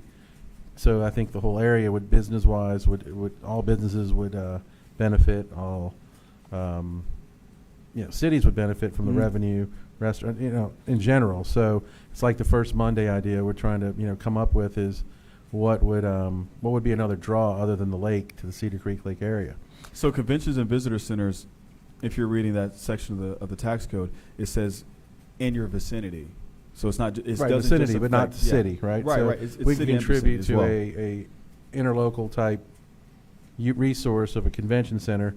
Now, my hope is we could try to benefit Tool by finding the land a city would buy and say, hey, we want to build a convention center, and go to the other cities and say, let's get your hot tax contribution to build this convention center here, which is going to attract small conventions. Irving has one. There's not massive ones, but something that would be appropriate for the lake area for people to have a small convention, or big meeting group, whatever it is.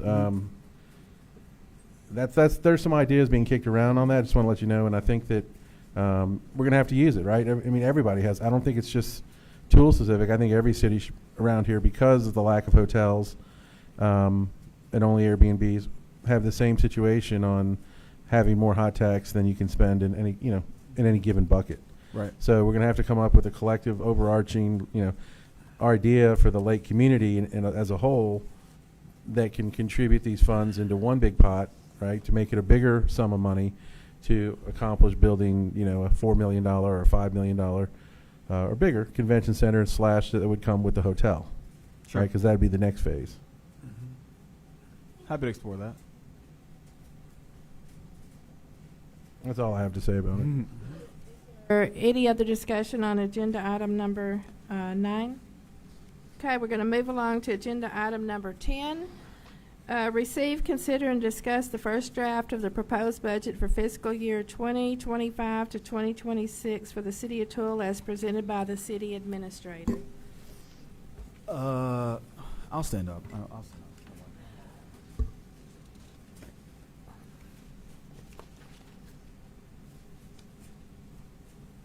up.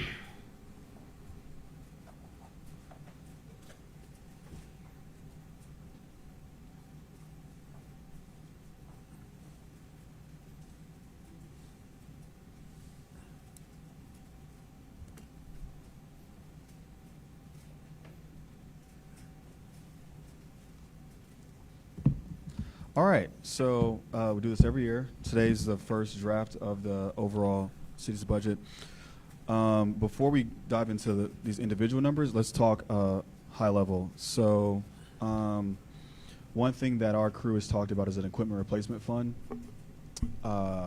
which is a unique idea for the city of Tool, because we usually just go over expenses, and then we go over what we want to buy, and then we get it out the way. An equipment replacement fund in a lot of cities gives your coffers a savings mechanism where you still carve out a part of, whether it's a capital improvement fund or the emergency fund or whatever fund you want to pull from, and use that capital as a way to replace equipment or vehicles. So specifically with the police department, maintenance department, they have equipment needs, and instead of just carving out every year just this wide swath of money, you would budget it over the coming years. So like next year we would say, hey, let's get a mini excavator instead of like in the middle of the year just buying one. Next year, let's get 1 or 2 police vehicles. So an equipment replacement fund would really help out. That's the first thing that we discuss as a department head team. The next thing we discuss as in certain conversations was a warning siren. Daniel brought up last council meeting. Ms. Veers brought it up to me on, I think, 2 occasions already. So that's something we can talk about today if we want to explore that option. So those are purchases. Let's talk about revenue for 2 seconds. As everybody knows, we discussed Senate Bill 1851 or 1850, the one that details that you cannot raise your tax rate above your known revenue rate because you're out of compliance with your audits. So right now we're working on our audits and making sure that they get done by next April is my great hope and is my great goal. With that being said, it doesn't mean that today we're at a horrible point. Our no new revenue rate last year was almost 44 cents. Our tax rate was 37.5. So we left 6.5 cents on the table almost worth of revenue if we ever had to capture that back prematurely. So obviously not knowing what our certified values are going to be, how that's going to affect us, how the tax ceilings and the senior freeze is going to affect us right now. Those are a couple of deltas that I can't really get into today because I just don't have those answers. With that being said, that is why you'll see on your budget, which it jumps out at you, 4070 and 4071 for the next fiscal year are proposed in red because not knowing if you have to bring that same levy of revenue in, I won't know that until July 25th when the certified values come back into the city of Tool by state law. So today, let's talk about expenses. Let's go over numbers. Let's talk about objectives and some wish list items. I will take all those, get back to the drawing board, carve this up, and then we'll go from there. Any questions before we So you start? said, I'm sorry, go ahead, Mike. Go ahead. Let me just comment on 2 things you talked about. Mm-hmm. I'm working on, still working. I've not given up on the well yet. We talked about drilling a new well. Mm-hmm. That's needed. Mm-hmm. We sat through that webinar, Yep. and I've been in contact with them. They closed out that grant, but they talk about potable water and agricultural water. Right. We kind of fall in the middle. Right. So I've got another contact. They sent me some information. We may not be able to get a grant, but they do give out loans to help fund things. So that I'm trying to find out, Vera and council, what that could mean to us. I don't know what that low interest loan. And secondly, I've got I talked to Matt Hollowell down to look Tina? at is there a grant out for the EMS, whatever. It was because of what happened at the Mystic camp and all that. There's a lot of money out there. There could be a grant for us to get to write for another siren. Gotcha. So again, we talked about that before, where capital expense. If there's a grant, we try to get a grant. So Absolutely. Just a Okay. FYI. I'll keep those in mind. Mr. Gregg? Now, you said you wanted a budget for equipment in the budget, or you wanted to use a separate account? You'll make a separate fund. So like, New line item, don't you? no, it's not line item. Okay. The budget is like, this is your P&L. So Right. you know how like sometimes like we'll talk, like me and you will talk and say like, hey, how come let's pick something like the Paradise Bay subdivision drainage is hitting the P&L. Mhm. It shouldn't. It should go in its own fund, like on the balance sheet. That's what I'm talking about. Right. The equipment replacement fund would be like a line item on the balance sheet, that just carries over, gains interest and stuff like that, and then we draw from that if we wanted to make another equipment purchase. So it wouldn't have to hit this, because it jacks with the budget a lot. I mean, don't we have that account now with the capital account? No, sir. The newest account we have is the 2026 limited tax note, which we're using to pay for the maintenance barn. Okay. And every fund doesn't have an account. So like one fund, the truancy prevention fund out of the court, doesn't have its own bank account. So I don't like to mix up accounts and funds together, but I would open up another account for this fund. But we wouldn't need another account for savings. Say it one more time. You said you want to have an account for savings. Just to segregate that money so you guys can look at it pretty simply, like every month. Like every month you'll see like an equipment replacement account. And where's It just that kinda coming goes. from? The way you'd build it up, you could build it up from the capital improvement fund, you could build it up from the emergency fund, you could build it up from overage, you could build it up from any place of revenue. Yeah, I mean, I think it would just be redundant. I mean, I think It's a little redundant. Yeah. The way we have our fund accounting here, it'd be a little redundant. It would just be clear for those like who are projecting things out like 2, 3, 4 years, because unless you wanted to have like the capital improvement fund have the same function, we could do that. But it hurts whenever you're having like the random ideas and you take out of it like the middle of the year. So like let's say I'm gonna try to use simple math. If we save 200,000 and we say next year we're going to take out 100 for a vehicle, and then mid-year we're like, hey, we need 50 for drainage. Like when you putting it all in one pile, you start picking from it, then you start to stick to your plan. That's what I'm saying. Like you might want to segregate that. I think that's kind of why you modified your capital improvement Ordinance? Ordinance, yeah, Mm-hmm. so you could do that. I mean, am I missing? Yeah, something no, I here? think it's there. I think the ability's there. I think two things. Budget should be for operational expenses. Absolutely, 100%. And then the capital, right, is on the balance sheet. The money we have 100%. sitting there is out of the budget. 100%. We don't require that money to run the city. Right, What absolutely. it's for is it's an asset for asset change. There you go. Buy a car that for $100,000, take cash. Yep. Debit, cash, credit Liability. card, right? Okay, Yep. so that's what that's for. So Right. I think that because we have a sufficient fund, Mhm. that you need to focus on on the budget Right. to maximize, Expenses and Yep. operational issues related to the city. You shouldn't see, I mean, I guess road maintenance and stuff. I guess being in there for $35,000. Yeah, or that's even cool. blighted That's cool. homes. We said we could use it for that from the capital. So even that 40,000 in there being eventually Can blow and grow. as we get squeezed, Right. without new revenue in the city, it's going to be harder decisions to make Right. down the road on how we make 3.3 million work, as opposed to, once cost of living and everything else that's going on, the cost Right. of the park. If we had expand the park, the cost Right, to right. run the park. So obviously, my concern is always you got to build revenue along with expenses. So we got to kind of do both at the same time. We got to look for those opportunities That's fine. that can also replace revenue or give us more revenue to do more for the city, whether it be drainage or anything else down the road. But I wouldn't want to see any capital type expenditures tying up the operational budget. Oh, I believe. I think saying, because we've seen it year after year. Oh, let's put 35,000 for this equipment for a new backhoe in the budget. Well, back in the day you needed that because you didn't have the capital sitting there to do it. You can take 35,000 right now and you can buy that, Correct. or Okay. you can finance it, which goes into the operational. Hold that thought right there, but you're taking money out of the budget to make the payments on that because we're financing it. On which one? The excavator, the police cars, the. Well, no, that's different. We approved two or 3 years ago to buy a new vehicle for the building inspector, and then we turn around after we approved it. Then we turn around, and we financed it. Right. So I think you are making capital improvement payments out that are coming out of your general budget. It's just coming out in smaller increments, but you No, and I are agree paying with it that. out of your general budget. Well, to me, it's operational. So police cars are operational.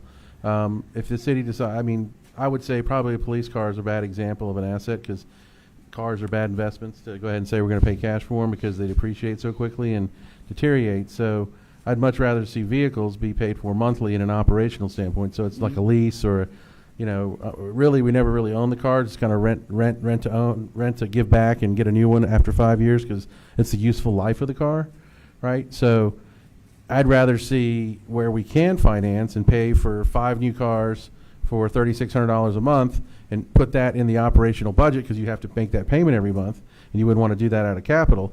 I'd much rather see that, but other things that, you know, an excavator, if you wanted to buy it cash, or you could finance it. I mean, there's both choices, but once you get a payment, a debt payment, I think it needs to be in the operational budget, because you're preserving capital for, you know, and I also have heartburn on buying a lot of stuff with the capital that sits, like buildings or anything you can finance, because what the money in the investment account or capital account should be is to go out and try to find ways to make more money with it. Mhm. You don't use your capital, you know, in other words, you would invest it in, you know, a 380 agreement that would then generate X number of revenue, or something that would generate revenue so it could replace those funds, not just spend them and they're gone forever. Then we should call that an EDC account. Can we Yeah, talk about the budget? Well, we're talking about the budget because I guess the elements of the budget, right? Yeah, yeah. You're talking about whether you're going to budget for capital expenditures inside of the budget or outside of the budget. And I think what you guys are both saying, and I think that's when we get to like the specifics of what we're going to buy, but that's not where we're at like right now. That's What I'm saying is every capital expenditure we make, we're leveraging it. And so what are we spending out of the capital improvement account other than the, and that's what I said, like even go the ahead. sirens come out of the emergency fund. What are we spending out of the capital improvement account other than economic development? What would you suggest that we spend out of that we're not leveraging and that's not EDC? I mean, to Mr. Gregg's point, like buying a vehicle is not something you just want to take out a chunk of. Like police vehicles can get expensive. So taking out a chunk of that capital improvement fund to not make a payment on it, and it's a depreciating asset. Let me rephrase my question and ask it again. Go ahead. What would you suggest that you could use the capital improvement account for other than EDC, or like I said, we paid the sirens out of the emergency. If there's a big enough need, It'd be the 20% of the trail grant. Yeah, I think a That's matching one. grant That's would be one, where you get the money. If a road, Okay, if I'm a asking that. complete road Where are we breakup, going with that? Yeah. you can talk about it in addition to a building you guys might find identifiable. Things like that. Like it doesn't always have to be like economic development. We just haven't had those things come up yet. Okay. So like the grant, like the park may need something, $20,000, $30,000. Okay. That's not our general fund budget. So So taking a chunk out of that. grant matching and EDC. What else would you suggest? That's what I'm saying. Like a capital improvement, like if in addition to a building. We if- financed if- we if a financed comp- that. We financed it once. You don't have to Yeah. always finance. And like I said, Okay. the amount of $450 is one. That's a lot of money. But like a $50,000, you may not want to take that out of your general fund budget. You may not want to Well, do it'd be that. like the Paradise Bay situation, right? That Exactly. We spend 50, and if we need to exactly. spend and another also 50. like a road project, a drainage project, Right. you would pull those out of that. Okay, thanks. But those would also hit your balance sheet. To Mr. Gregg and I's kind of discussion we were just having those capital improvement funds hitting your general fund budget, it doesn't translate well, month over month, year over year. Mr. Gregg could pick it up and say, "Why'd you take this Paradise Bay thing out of your general fund budget and not put it on a balance sheet?" How much are we spending a month on interest on capital improvements or capital expenditures and interest? Do you know off the top Earned of your or head? paid? Interest? Earned or paid? You said how much are we? No, how paying? much are we spending on interest on financing vehicles and Oh. buildings? Capital improvements. Do you know off the top of your head? Off the top of my you head, can, no. You can let me know later. Yeah, off the top of my Okay. head, no. Okay, that's fine. That's fine. I'll do All that. right. Okay. High level. Let me write that note down. Interest monthly for cap expenditures. Okay. Let's talk about revenues. So, for the most part, this budget is pretty steady, stagnant, flat, however you want to look at it. Obviously, because the hugest thing on this budget is looking at our ad valorem values and the levy. So without having that, you don't want to go too crazy with your expenditures because you don't know how much you'd have to cut in the end. So today, like I said, is really about questions and analysis of how did we get there. So a lot of your 4010 to 4045 is a lot of your permits, things like that. Those stay pretty steady. We've also discussed, if you guys look down to 4025, short-term rental annual permit. This is a reflection of the discussion we're going to have on tomorrow in regards to the fees for short-term annual rental permits. So that 9,000 in proposed could come down depending on what tomorrow holds for the council discussion. The Civic Center rental going up to 7,000 per proposed. That's obviously reflecting that we need to make more revenue off of this building because this building is becoming a little stagnant when it comes to expenses and revenue. It's not making even, just to be frank with you. So analyzing the cost for people to rent this place is something we need to analyze as well. You'll see things like park revenue, contributions, general fund, event donations, contributions to police department are all zeros because those are miscellaneous unknown unknown revenues. They just kind of come in very, very randomly and cyclically, excuse me. Fines and forfeitures, which is obviously revenue from tickets we write, and all the revenue breakouts from those stay pretty flat. But obviously, the more you get, the more you can use. But that's not something you want to expect. Also, there is laws against capping 10% of the total revenue, 30%, excuse me, of the total revenue, which we're nowhere close to that. But obviously, that's something you have to be mindful of. Anything you go past 30% of your total revenues for a city by fines and forfeitures, it's only $1 per ticket the city can keep. So we're very mindful of that. And also, I can't go to Chief's office and tell them to go write more tickets. That's also illegal. So with that being said, we kind of leave that alone. All right. Service fees, police seizure income, those are pretty standard things. Like I said, HCAT ad valorem. I'll write a date for you guys. If you guys can write this down, July 25th. The property code says that the appraisal district has to give you back your certified values by that date. So you will not see this budget again until after that because that's when you fill out your biggest numbers, your ad valorem, interest and sinking, as well. So that's what will tell you how much we're actually going to truly get after the truth and taxation calculation is done. So that'll be between July 25th and our next council meeting, which is in August. So I'll also get with you guys a schedule to see if we can do a special workshop in between then to really fine tune this again to come back in either August or September for final adoption. So as you take this home or after you already took it home, that red is why that's there. Most of the things before you get to your 4108A from emergency funds are all of your franchise fees for the most part, and your sales tax and your hotel occupancy tax. Trinity Valley, this year, that's a one-time check. It comes in either December or January. If you go down to the actuals from 25-26, which is the fiscal year we're currently in, the check came in for $83,000. We only budgeted $80,000. So hopefully next year we'll hit at $85,000. Last year, as you can see, we hit a really low dip at $73,000, which surprised everyone. Hotel occupancy tax, looks like it'll be flat, or if not, just a tick up at $43,000. This year, projecting, we budgeted $41,000. Next year, we're proposing $42,000. State sales tax, also keeping that flat, but that's also one that the more you get, the better. Mixed beverage comes in pretty high, which is a good thing. That is also sales tax, and that's only because of the new mixed beverage sales in town from the backyard. The playground upcoming as well.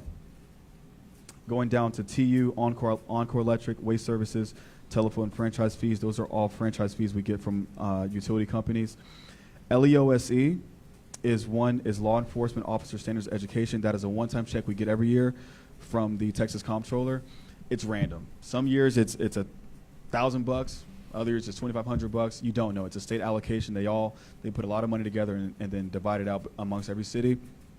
That is used for Chief, Jason, whoever to go to get training for police work as well. Going down is kind of a pickup from the things Mr. Gregg and I were discussing. Transfers in from the emergency fund, capital improvement, transfers in from the hotel tax fund for certain expenditures we have at the bottom. The next thing down is property abatement reimbursements. When there is a lien filed for a property in town, one thing that the council has talked about in the past, more specifically Ms. Vera, chasing down those people who have liens. We work together with MVBA to do those things, but also working with our Henderson County Appraisal District to make sure those records are updated, or use some other resources to make sure that they know who's updated. So those reimbursements is something that we're shooting for capturing more of next year as well. Can I ask you a question on that? Yes, ma'am. Have they, did MVBA? can Stacy handle foreclosing on those liens to where we can recoup some money? I'll ask her Tuesday. Okay, thanks. I'll ask her Tuesday. Okay, thanks. Let me write that down for 2 seconds. Are there any questions while I make some notes?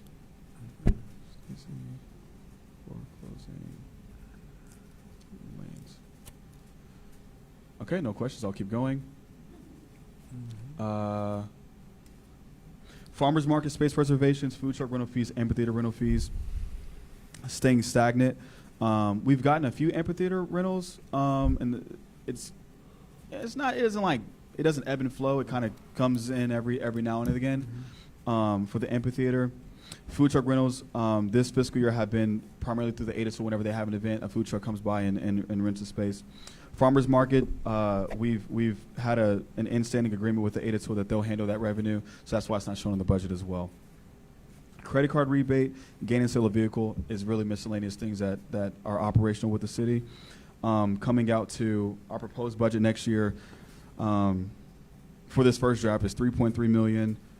We're expected to hit $3.1 million, but again, for this fiscal year that we're currently in, and we budgeted $3.2 million last year. So keeping our revenues pretty steady is where I think is the best way to go, because obviously not knowing where Avalon is going to hit with our new Senate bill and our tax ceilings. Those are two really big deltas you don't want to get into right now and just jump at it and throw a number at it.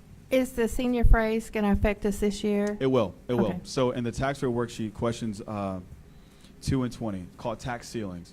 When Ms. Connie Rose came 2 Novembers ago, she spoke about that. Our first year, which was this year, we didn't have prior year tax ceilings. We only had current year tax ceilings.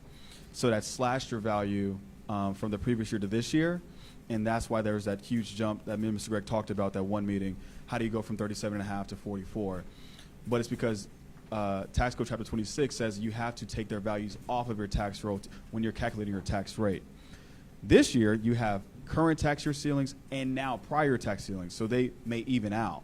And that's what I'm telling you. If they even out, then I don't know that tax rate. And it's the first time for Tool. Right. So I just don't know that. So to throw one at you is kind of dangerous territory.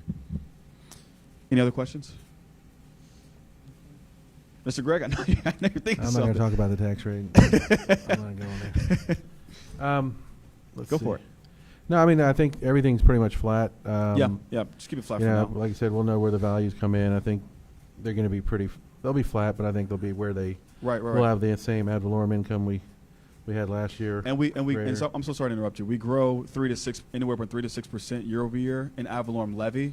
So that's where you get if you go across 40/70, all across from left to right, that's where you get your 1.2, 1.4, 1.5, et cetera. So that 3 to 6% growth is what we use. Yeah, we get it, but it's if there's growth, and yes, I think that some of the property values may have come down this year instead of gone up based on the economy. Right. The appraisal district, we've had reevaluations on real estate probably lower. Sure. We want them to be higher, but it's on a lower rate we get less.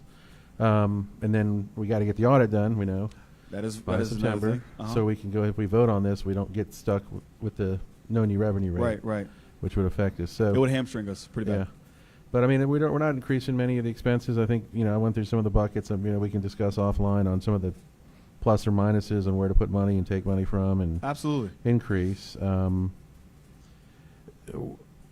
Like everybody getting a cost of living increase every year, but I mean, where's that ever? Right now, it's at 2% today. So again, but that's with every other expenditure. You're going too high, going too high with expenditures just for the biggest number to get cut. You're starting to trim down. So right now in this budget that I presented to you guys is 2% right now for raises across the board. But things like insurances haven't come back. Yeah. Well, insurance was a miss last year, so we need to make sure we get the real number this time. And make sure we plug that in, because that was a lot higher than we had budgeted for. Absolutely. Not to make it a short meeting, but any questions about any expenses, I'm all ears. This is the shortest budget we've ever had. What's our timeline to approve the budget? September 15th? Okay, so you have to adopt your budget by Chapter 103 or 102 says municipal budget has to be adopted by September 30th. Okay. So we have 3 kind of hit markers. July 25th, like I said, our certified values coming in. You will not hear from me right after that. Just letting you know now, because I will be going up and down between Athens, calling Connie Rose, probably talking to some guys offline. So between July 25th and our August council meeting, we need to schedule a special meeting. But I will get with everybody's schedule to see a good time frame, because that's when I'll come back to you guys with this budget, plug in that number, and say, hey guys, we're in trouble or we're good, and we start filling things in. The next 2 dates are your August regular meeting and the September regular meeting. The August regular meeting is, I will hopefully bring this exact thing back to you after our special meeting to schedule final budget adoption at our September meeting. So those are the 3 dates you gotta put in your head. So July 25th, August regular council meeting, September regular council meeting. Okay. And everybody has to, sorry, Mr. Tommy, everybody has to be here for those 3 meetings. I'm sorry, have to be here. In imposition of taxes, 4 out of the 5 have to be seated. So just go ahead and plan on being here. I'll work with you though. So Okay, we'll get it together. We'll get it together. Julius, where are we? I can't hear. I'm sorry. I still can't hear you. Turn your mic on for me. Oh, I'm sorry. Oh, there you go. My bound by You're that. good. Excuse me. You're good. Don't we have to have it to the county by September 1? You should have your proposed tax rate to them by that time. I remember that was always our target date, I thought. Ms. Barbara Lovelady tries to get the tax, even if you don't adopt it back by that time. Right. She wants your proposed at That's what least, I thought. and then if all else fails, she'll change it up because they have to get their notices ready for October 1. Where are we on the city controller? That is wow. Do we have any? Yeah. I actually talked to a lady today about it. Talked to a lady on Monday about it.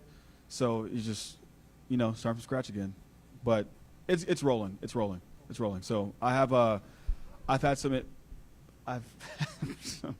miscellaneous conversations about that, but definitely working on it. But Debbie's helping you right now. Oh yeah, that's what I'm saying. Ms. Debbie has done a wonderful job past city controller. helping in so far. So.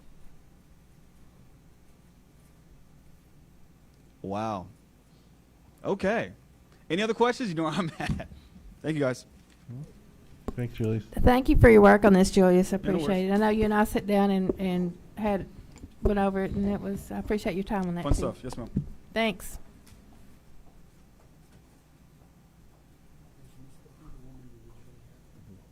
She knows it really well. Agenda item number 11, council comments. I don't have any comments at this time. We have a meeting tomorrow, and thanks for everybody coming, and thanks for all support on the direction for the potential phase 2 of the park, and we'll see everybody tomorrow at 6.